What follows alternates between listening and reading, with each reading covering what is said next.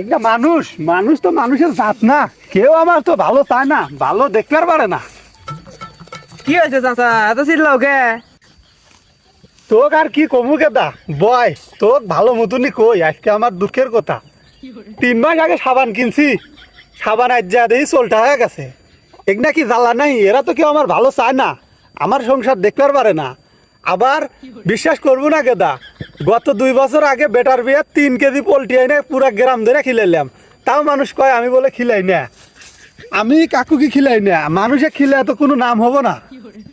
আবার আবার কি কমু কেদা, এই যে খেরের পালাটা দেখতেছু, খেরের পালাটা আমি বেচতে ছিলাম না, উই কি করবো, উই হওয়ার ওই যে বোন না বোনের বেটা আছে ওকার দিব কে, উই কি আমার ভালো দেখতে আর পারে না।